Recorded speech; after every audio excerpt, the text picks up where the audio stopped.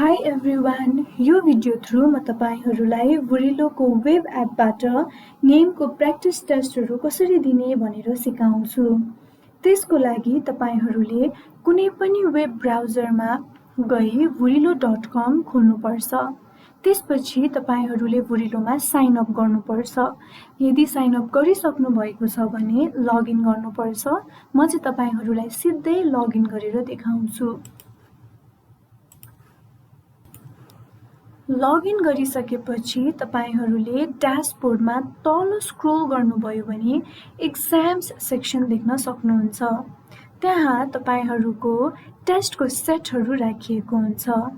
जसमा क्लिक गरिसकेपछि तपाईहरु त्यही टेस्ट सेटको डिस्क्रिप्सन पेजमा ल्यान्ड हुनुहुन्छ। त्यसपछि राइट साइडमा तपाईले एनरोल नाउ बटन देख्नुहुन्छ। जसमा क्लिक गरिसकेपछि तपाईहरुले एक्जाम अटेन्ड गर्न पाउनुहुन्छ। अब एक्जाम अटेन्ड गर्नको लागि तपाईहरुले सुरुमा त्यही भएको अटेम्प्ट बटनमा क्लिक गर्नुपर्छ।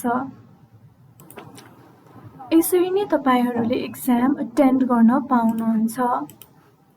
राइट आन्सरमा क्लिक गर्दै नेक्स्ट क्लिक गर्दै तपाईहरुले एक्जाम अटेन्ड गर्न सक्नुहुन्छ।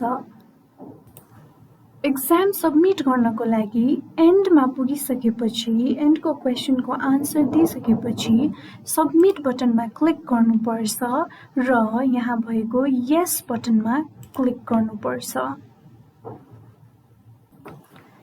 एक्जाम अटेन्ड गरिसकेपछि रिजल्ट हेर्नको लागि चाहिँ त्यही अगाडि भएको डिस्क्रिप्सन पेजको सी रिजल्ट भन्ने बटनमा क्लिक गरिसकेपछि तपाईहरु रिजल्ट पेजमा ल्यान्ड हुनुहुन्छ।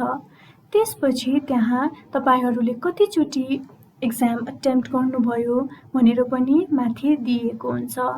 तल आई बटनमा क्लिक गरेर तपाईहरुले आफ्नो रिजल्ट हेर्न सक्नुहुन्छ।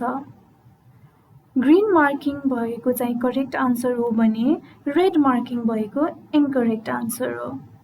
र तपाईहरुले तपाईहरुको करेक्ट आन्सरको हिन्ट्सहरु पनि यहीबाट हेर्न सक्नुहुन्छ। Thank you.